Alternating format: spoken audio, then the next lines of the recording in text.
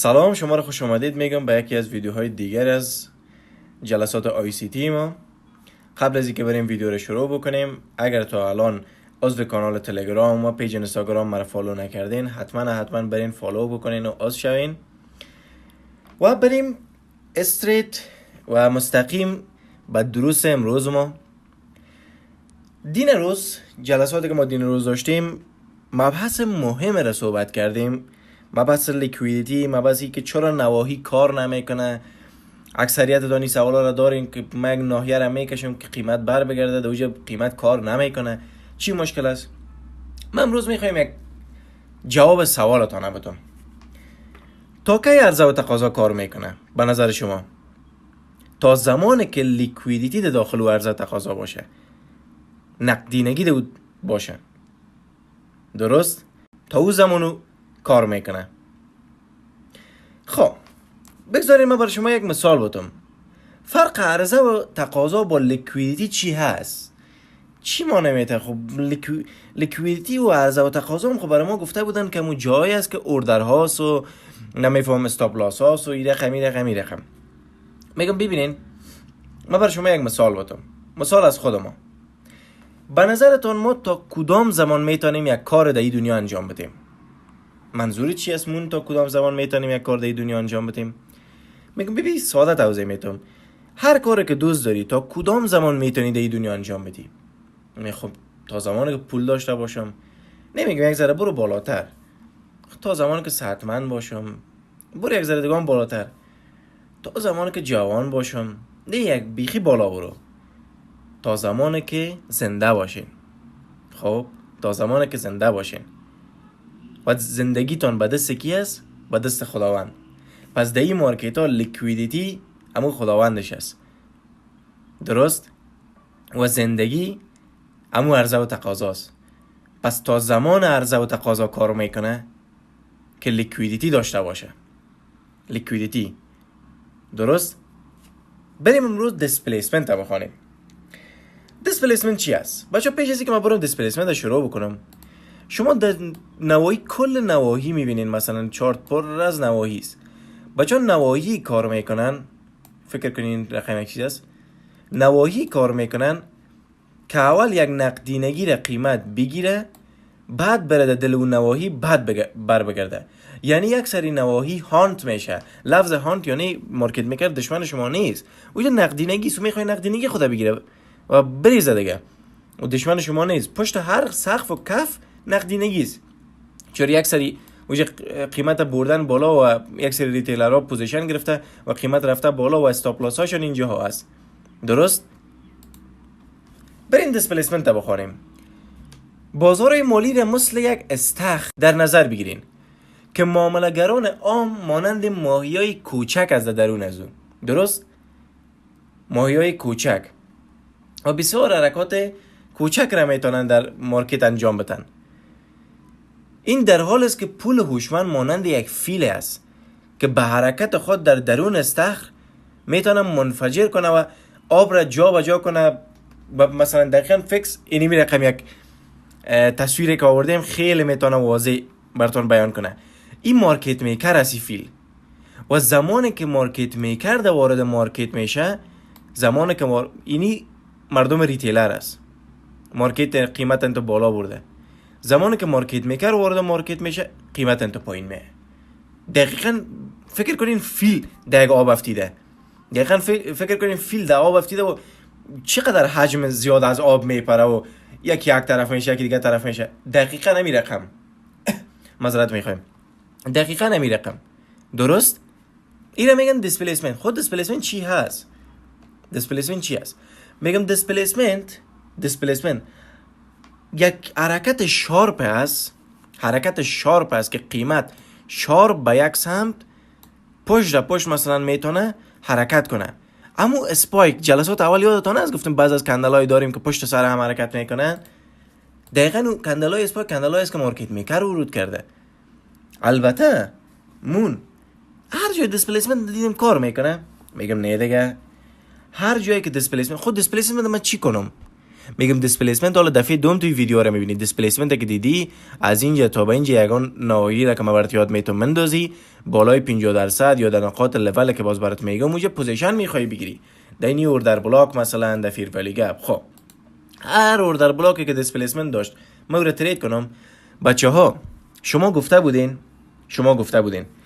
خب اوردر بلاک چیش مهم است؟ گفتم لگ این و لگ اوت داشته باشه، یعنی یک اوردر بلاک اول برای نقدینگی را بزنه. حالا اوردر بلاک هم میرم تدریس میکنم این جلسه، گفتم اول برای یک نقدینگی را بزنه، بعد از اوردر بلاک تشکیل بده و شارپ بریزن.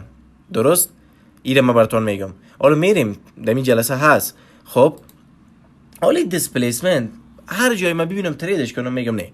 دیسپلیسمنت البته او بی یا اوردر بلاک تو میخوای معامله بکنی، جاهای او بی اوردر بلاک میتونی معامله بکنی که قبل از اینکه او دیسپلیسمنت تشکیل شوه، قبل از اینکه مثلا اینی اوردر بلاک تو اینجا ببینی، قبل از اینکه مثلا اینی دیسپلیسمنت که این دو کندل سبز رنگ که رفته بالا تشکیل شوه، یک نقدینگی یا یک سوینگ پوینت. نقدینگی چی است؟ اوه نقدینگی رو نگفته بود. چرا نگفته بودم؟ برو جلسه قبلی رو ببین.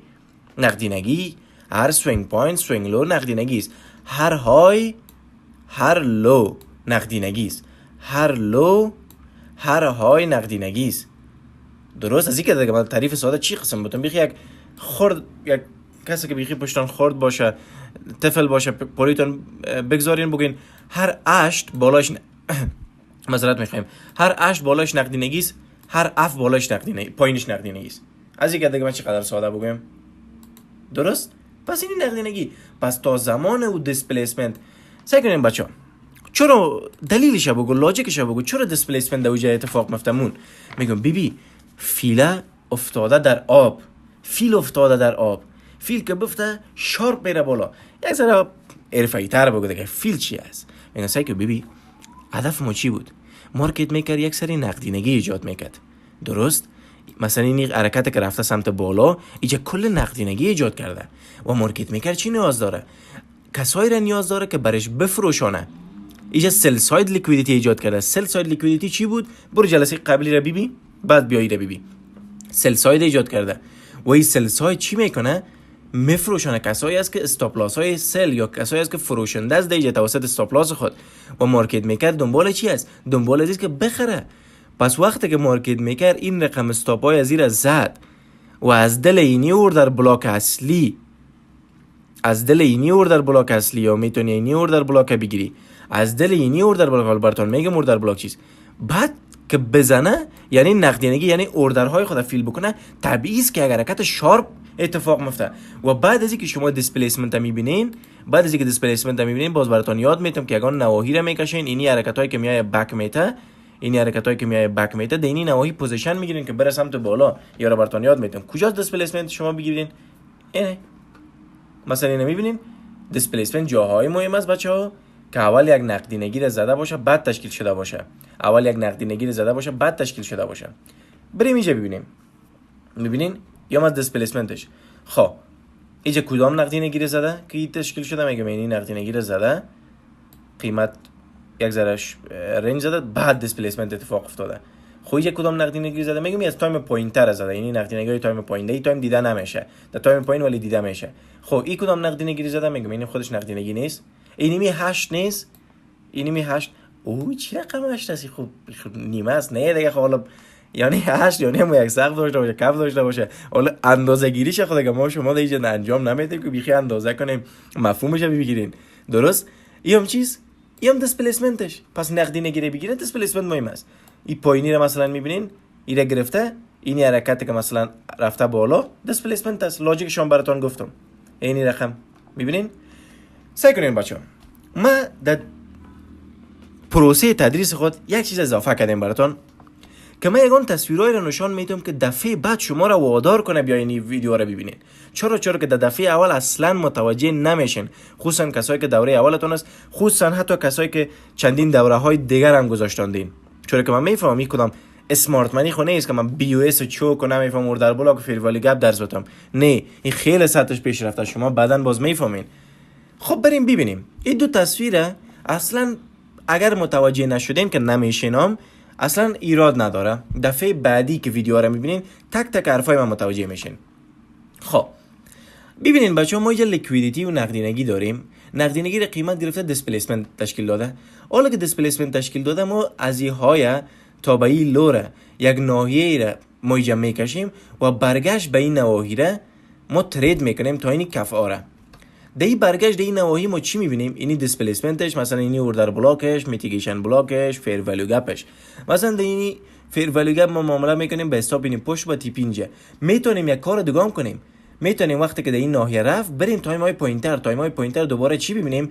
دوباره یگان تاییدیه ها ببینیم. تاییدیه های ما چی است؟ مثلا بی ام اس بده، مثلا اینجا بی ام اس بده، همین کار در تایم پایین هم بده، در تایم پایین اینجا بی ام اس بده، دوباره مثلا یک لول میکشم بالای 50%، یا مثلا در نقاطی که باز من براتون میگم قیمت بیایه، من اینجا استاپ تیپ پوزیشن میگیرم به استاپ اینی پشت و تیپ های پایین که آرای خیلی خوب تر ببینه. بریم اصلا مهم نبود من چی گفتم. بریم اوردر بلاک بخوریم. اوردر بلاک چی است؟ خب بچه‌ها، یک سری از کندل ها هستن که برای ما مهم است. چرا برای ما مهم است؟ میگم اگه اجازه تان باشه، قسمی که در سلاید قبلی دیدین که من گفتم دفعه بعد میفهمین، ما در اون ناحیه منتظر پوزیشن هستیم. کجا پوزیشن یا بفروشیم یا بخریم. حتما ریکمند میکنم که ویدیوی اول ببینین و امو اول که براتون گفتم که خرید چیز فروش چیز یاد بگیریم. من یوتیوب چینل نیست که من مثلا بیایم بولشت هر چیز براتون گفته براتون. نه، یک رودمپ دارم، اون رودمپ تمام شد، تمام من میرم. خب پس به او خاطر برین شما این چیزا بسیار آسانه. یک سرچ در چت جی پی تی شما میتونین اینو پیدا بکنین. پس من چرا یک ویدیوی مثلا 10 دقیقه چگونه ترید را یاد بگیرین از صفر، چگونه این رقم پوزیشن بگیرین، نه اصلا به من نمیزیبه، به ایمیج من نمیزیبه که من این کارا رو بکنم. کانتنت کریئتور گفتم من نیستم، من یک آموزش میتونم و خوش دارم که آموزش بدم به مردم. میخوایم کمک بکنم و امور میکنم، اون کارو میکنم انجام میدم. بریم سر اصل مطلب خود. و اوجه گفتم شما پوزیشن میگیرین. ببینیم کی چی است. شما بچه‌ها باید صبر کنین قیمت بره در یک سل سایت یا قیمت بره در یک بای سایت. بای سایت سل سایت چی بود؟ اینه چی وقت گفته بودی؟ میگم حتما ویدیوی اول صحیح ندیدی دیگه. امیالم در این ویدیو هم گفتم برو تو اول امور ببین، باز بیا بای سایت سل سایت دیگه. چرا قدر دنبالدارش میکنی؟ کف و سقف درست، سوینگ پوینت درست. باید صبر کنیم بچه‌ها که قیمت در اکسل ساید یک در بای ساید لیکویدیتی وارد شوه و لیکویدیتی رو بگیره، بعد بر بگرده. سعی کنین بعد بر بگرده. حالا من یار دانه به دانه میخونم. بعد بر بگرده. آخرین سوینگ پوینت دمی روند نزولی چی است؟ کدام است؟ آخرین سوینگ پوینت اینی است. نه دیگه، این یک سوینگ های دیگه. حالا چرا که اوردر بلاک سعودی را قیمت میره سعودی، سمت سعود.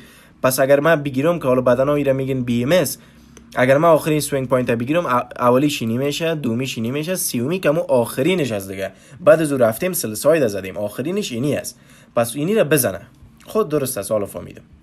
خب با کندل های با نوع از کندل های گفته میشه که خلاف روند ایجاد شده باشه و پس از ای که ما بریم در نقدینگی وضعیت استیت آف پرایس دلیوری تغییر کنه. این کلمه چینایی رو چی گفته؟ تو برای من میرم مانع کن. میگم چرا نه، معنا برات میکنم. چرا نه، من میشه اصلا کمی در اصل همین کلمات چینایی رو برای شما ساده بگویم.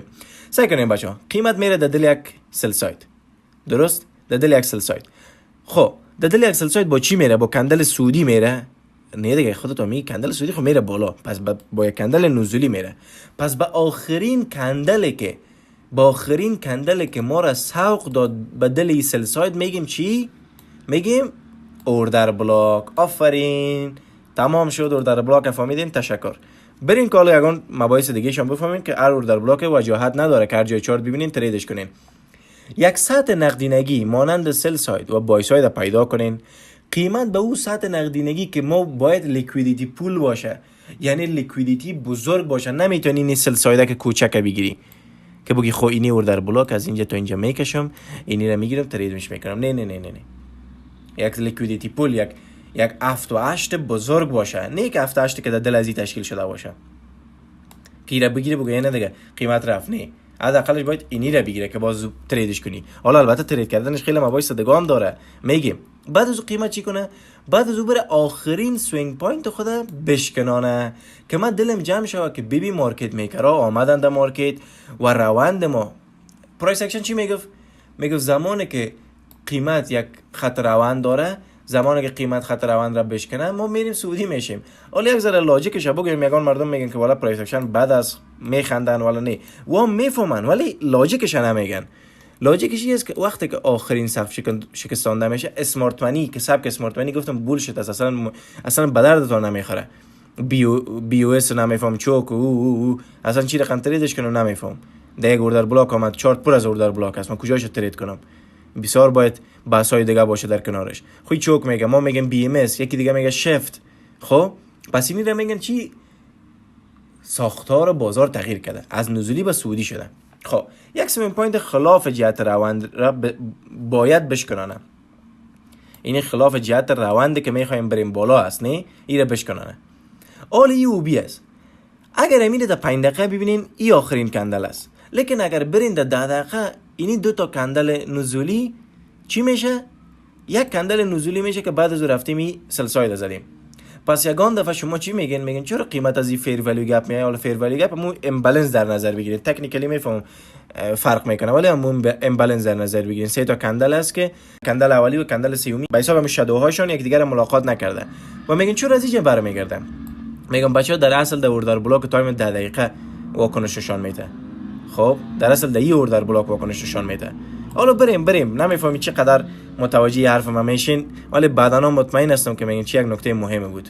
خب حالا میتونیم با این کندل یا این کندل او بی که این کندل سرخ رنگ است که بعد از یک کندل سبز رنگ آمدیم بسته کرده در بالای ازی چی بگیم؟ اوردر بلاک و در برگشت معامله کنیم. میبینین قیمت برگشته و رفته سمت بالا.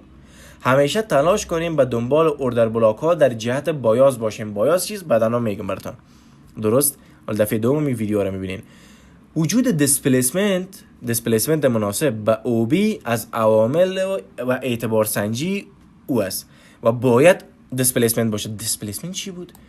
کندل شارپ بره سمت بالا، یک نقدینگی را بزنیم شارپ بره سمت بالا. حالا یه اوردر بلاک برای ما وجاهت زیادتر است. چرا که اول نقدینگی رو گرفته بعد تشکیل شده، دوم دیسپلیسمنت داشته بعد تشکیل شده. حالا برگشت هم میتونم ترید کنم. زمان تشکیل آن نیز های اهمیت است. زمان تشکیلش باز بعداً صحبت میکنیم که در کدام زمان این تشکیل شده باشه. بریم مثالایش کار بکنیم. سعی کنیم بچه‌ها ما یک بای ساید لیکویدیتی داریم. قیمت دی بای ساید خورده، ریخته. و کل مثلا نقدینگی دی پایین داریم. قیمت یک دفعه دیسپلیسمنت داده، دوباره رنج زده، دوباره دیسپلیسمنت داده. من میتونم از اینجا تا به اینجا یگان ناحیه را بکشم، بعدا میفهمین و در برگشت به این فیر ولیو گپ، در برگشت مثلا به ببخشید این اوردر بلاک از در برگشت به این اوردر بلاک یا ریجکشن بلاک که این بالا این شادو را میتونم بگیرم، پوزیشن بگیرم. حالا دوباره اینجا تاییدیه میبینین تایم های پایینتر، بعد پوزیشن بگیرم. درست؟ یه اوردر بلاک. مثلا مثال دیگهش آخرین کندل بود، نه دیگه بچه‌ها؟ اینی آخرین کندل سعودی او آخرین کندل سعودی قبل از اینکه ما بریم پایین. خب هر اوردر بلاک هم میگیریم. گفتم دیگه اوردر بلاک های مهم است که اول یک نقدینگی را بزنه بعد با دیسپلیسمنت همراه باشه. حتی یک گپ دیگه هم بگیم که فیر ولی گپ هم داشته باشه بعدنش. حالا بعدن میخونیم. تعریفش ساده بگیرید. آخرین کندل سعودی که بعد از اون ریختیم در روند نزولی که میخوایم شورت کنیم. درست؟ و آخرین کندل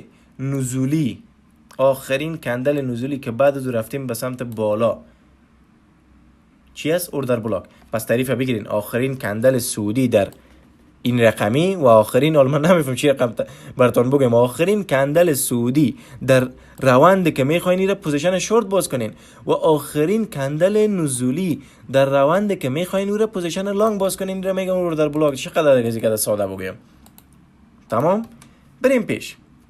چی بود اوردر بلاک؟ چرا قیمت به اوردر بلاک واکنش نشان میده؟ دلیل واکنش اوردر بلاک هم براتون میگم بچا. خیلی ساده میگم. اینجا بسیار مغلق توضیح دادیم ولی خیلی ساده میگم براتون. بچا ببینین وقتی که قیمت سل ساید میزد چی میشد؟ قیمت مارکت میکر اوردرهای خود پر میکرد. پس وقتی که قیمت سمت بالا بره سمت بالا یعنی چی؟ یعنی مارکت میکر وارد شده به بازار. پس مارکت میکر در لول که او وارد شده اون لول حفظ میکنه و اوج کل اوردرهایی است که مثلا کسایی که سبکای خوبتر خواندن، کسایی که مثلا به حسابمو سطوح بالاتر را خواندن، یا کسایی که مثلا حتی انستیتوشن های مالی هستن بعد از مارکت میکر ورود میکنن و اوج قیمت هم میارن پایین که یا هم وارد معامله شون، و اگر هیچ قیمت نبیارن پایین که وارد معامله شون، هیچ کس نمیاد دیگه وارد معامله نمیشه.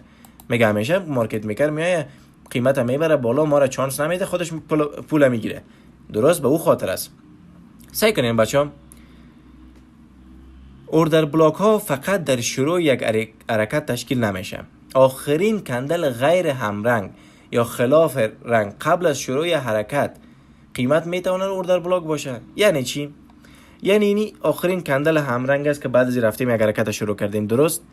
آمدیم پایین اینی هم آخرین کندل همرنگ است که بعد از ریختیم، پس هم یک اوردر بلاک میشه. حالا بعداً تعریف های دیگه هم داریم که اینا کاور کنم. مثلا یک مثال دیگه اینجا میبینین، اوردر بلاک ها فقط در شروع گفتم تشکیل نمیشه.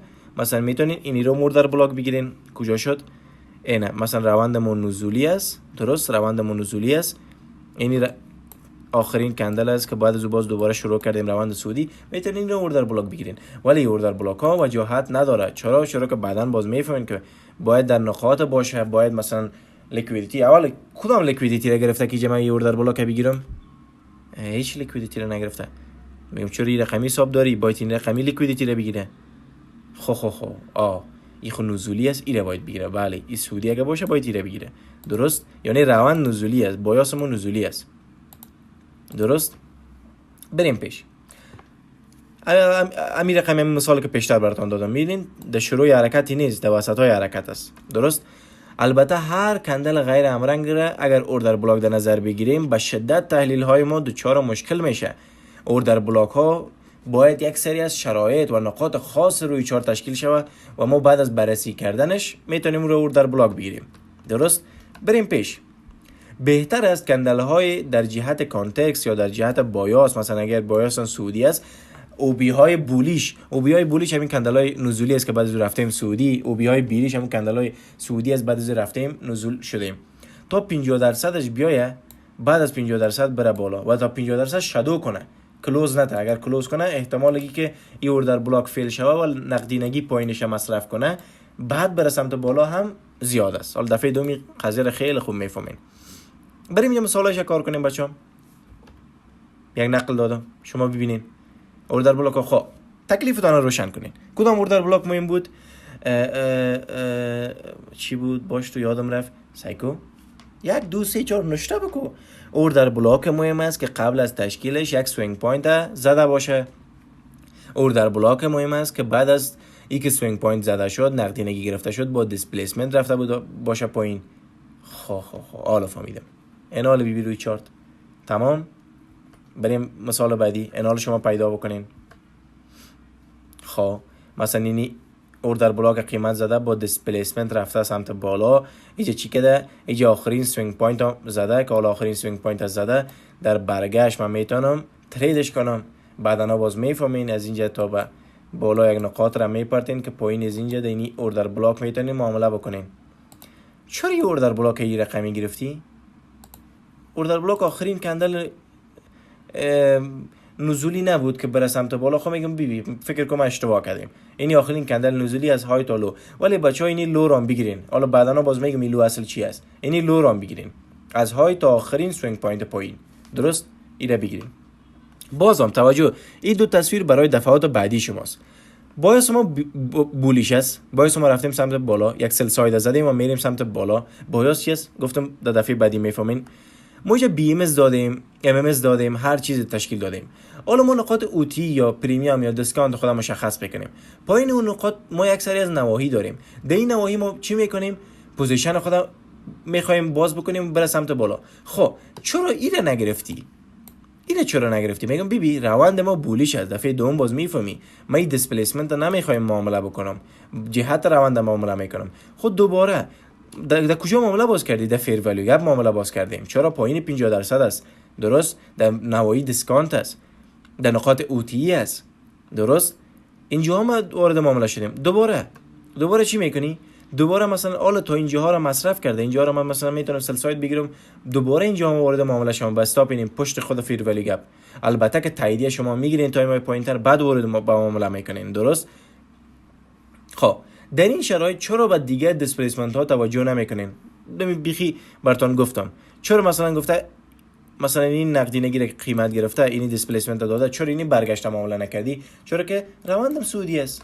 درست؟ مثلا مثال بعدی روندم با بیریش است، بیمز دادیم، دیسپلیسمنت داریم، برگشت نقاط بالای 50% میتونم در این اوردر بلاک که اینجا دارم، در این میتیگیشن بلاک، حالا میتیگیشن بلاک اینجاها تایم پوینتر میتونیم بگیری، یا اگر تایم بالاتر میخوای بگیری. حالا میتیگیشن بلاک می یک ذره تکنیکلی اشتباهات داره. چرا اشتباه داره؟ در اصل اینجاست، در اصل اینجاست آخرین کندل سعودی. حالا دفعه دوم است خودت میفهمی، بخاطر ازو گفتم که چرا بگیره گرفته. میتونید اینی اوردر بلاک وارد معامله شم، به استاپ پشت، یا میتونم منتظر باشم که دوباره یک بی ام اس ببینم، دوباره زمانی که بی ام اس دیدم بر بگرده در نقاط بالا، در این نقاط پوزیشن بگیرم، مثلا اینجاها پوزیشن بگیرم به استاپ پشت و تی پی آی کجا، تی پی آی مثل سایت. بریم اعتبار سنجی نواحی اوردر بلاک. ما همیشه به دنبال ورود بر اساس منطق و احتمالات بالا هستیم و تنها با کشیدن 2 تا خط یا یک تاییدیه بدون درک از تایم بالاتر و وضعیت نقدینگی هیچ تصمیم نمیگیریم بچه. درست؟ اوبیای خوب معمولا بیشتر از بدنه تشکیل شدن تا ویک. یعنی ویک چیست؟ ویک شادو. بدنه چیست؟ بدنه اینی. بیشتر از بدنه تشکیل شدن تا ویک. درست؟ ویک که باشه با حضور بدنه شما میفهمین چی است. تاییدیه های دیگر اوبی رد شدن قیمت با مومنتم بالاست. مومنتم بالا اینی کندل، فکر کنین کندل نزولی است، یک کندل سعودی دیسپلیسمنت داره که بریم مثلا حالا اگر خوب است که مثلا یک سوینگ پوینت بالا رو رد بکنیم، این رقمی رو میگه. درست؟ بهینه سازی اوبی. بریم بهینه سازی اوبی رو ببینیم بچو. من 2 نوع بهینه سازی اوبی رو بر شما تدریس میکنم. 2 نوع. یک نوعی است که تایم پوینتر رفته میرین و آخرین کندل را پیدا میکنین و بعد از اون مثلا شما چی میکنین؟ بعد از اون مثلا همون ناحیه را شما میکشین، همون ناحیه آخرین کندل را میکشین. حالا مثلا در اینجا کجاست آخرین کندل؟ اینی کندل مثلا در بای ساید رفتیم. درست؟ آخرین کندل سعودی که ما را بعد از اون ریختیم کدام است؟ بعد از دیسپلیسمنت دادیم، خاموش خودت کشیدی مون. میگم درست؟ برین تایم پوینتر. تایم پوینتر آخرین کندل کدام است؟ مثلا در اینجا مثلا میگین اینی است. تایم 1 ساعته رفتیم، میگی اینی است. میگم درست. اگر یک ذره دقت بکنی دمی تایم 4 ساعته ما این تو بودیم، نه این سعی کنیم ما این رقم چیز بودیم. تایم 1 ساعته رفتیم، یک اوردر بلاک در دل لازمی اوردر بلاک من ببینم. سعی کنین معذرت میخوایم آخرین کندل که بعد از با دیسپلیسمنت رفتیم، پس این رو میتونم گرفته. البته چرا مهم است؟ چرا که فیر ولیو گپ هم داره. حالا در برگشت میتونم ترید بکنم. دوم میتونیم برین مثلا اولی یارا بهینه یارا میمونم، مثلا بهینه هم اوردر بلاک آخرین کندل مثلا زوم کنم براتون. آخرین کندل کجاست؟ میگینی آخرین کندل است، مثلا اینی میگم آخرین کندل میتونی رو بگیری. حالا ولی من خودم شخصا اینی کندل میگیرم. در اصل من این کندل گرفتم از لویش تا گفتم آخرین سوینگ پوینت، یعنی اصل باید اینی رو بگیری. نه من میگم نه اینی بالایش هم بگی، حالا بعداً باز میفهمی بالایش چی است. درست؟ اینجا فیر ولی گپ هم داریم. نوع دیگه‌اش اون نوع خیلی مغلق به نظر من بود، حالا زیاد حرفه‌ای نیست. نوع دیگه‌اش چی است؟ نوع دیگه‌اش نوت بکنین بچه‌ها. اگر کندل اوردر بلاکتان با یک کندل تشکیل شده بود، اوردر بلاک چی بود؟ یک دفعه تعریف بگو. آخرین کندل که بعد از اون کندل خلاف جهت بالایش بسته باشه، همین بود یا نه؟ آها اینی مثلا آخرین کندل نزولی که کندل سعودی بالایش بسته باشه. آها اینی کندل گفته بودی اوردر بلاک. میگم دقیقاً نمی اوردر بلاک است. خب اگر حالا اوردر بلاک با یک کندل تشکیل شده بود، خب واضح است دیگه. اینی را میگیری و از این طریقی که یاد دادم میری تایم پوینتر رو بهینه‌اش میکنی. چرا بهینه کنیم مون؟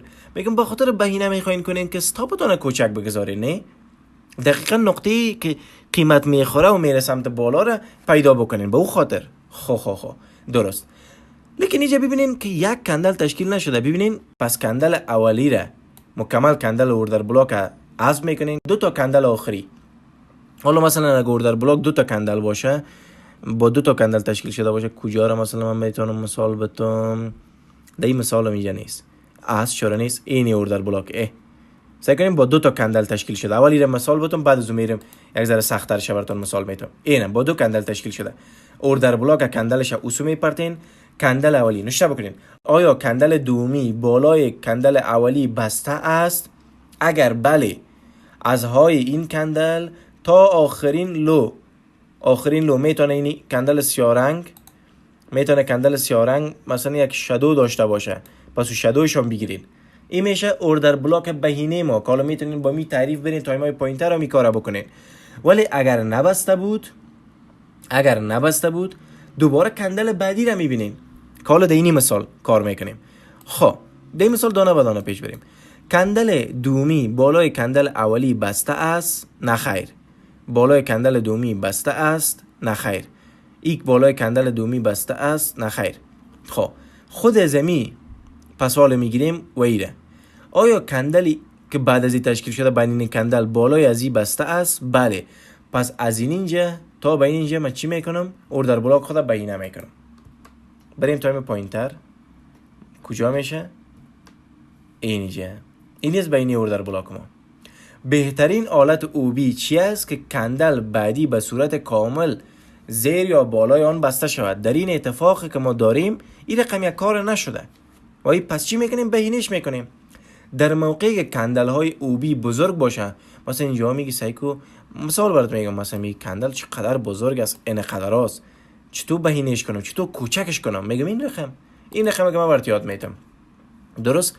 کوچک کردن و پیداش میکنی. درست؟ در چنان حالت میتوانیم با احتمال پر شدن فیرولی گپ اوردر بلاک مهم است بچه ها که بعد از تشکیلش یک فیرولی گپ تشکیل شده باشه. پس میتونیم که بگیم فیرولی گپ پر شوه و از این اوردر بلاک که حالا بعدا شما میفهمین خود از این ریجکشن بلاک هست که ریجکشن بلاک از قضا در تایپ پوینت خودش اوردر بلاک هست. شما چی میکنین؟ پوزیشن میگیرین و میری سمت بالا. درست؟ بعد این اوردر بلاک یک کندل سعودی تشکیل شده که بالای اوبی بسته نشده. درست؟ بالای اوبی بسته نشده. در این حالت چی میکنی؟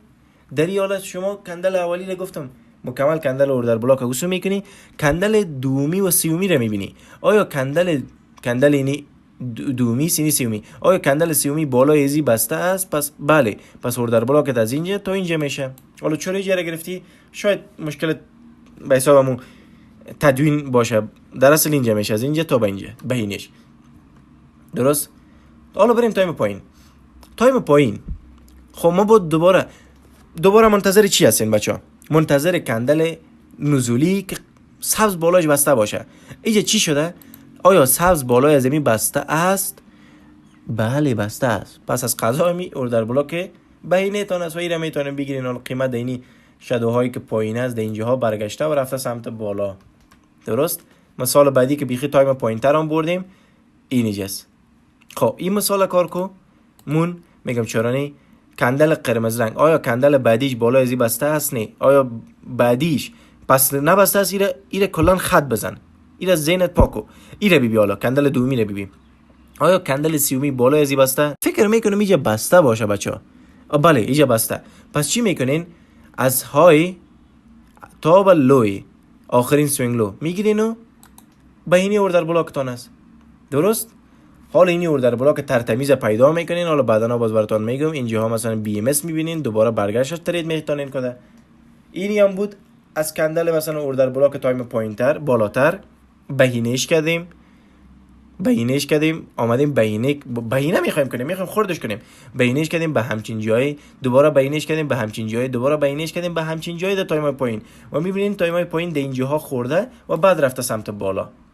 درست؟ حالا بهینه ترین حالت ممکنه ما داریم. خب جلسه ما خیلی طوفانی بود، 35 دقیقه هم شد. نمیتونم واقعا ما زیاد تشریح نکنم چرا که جلسات است که باید تشریح شه و واقعا آدم بفهمه. خیلی خرسند هستم که جلسه را با ما بودین. انشالله تا جلسه بعدی دوباره میبینمتون.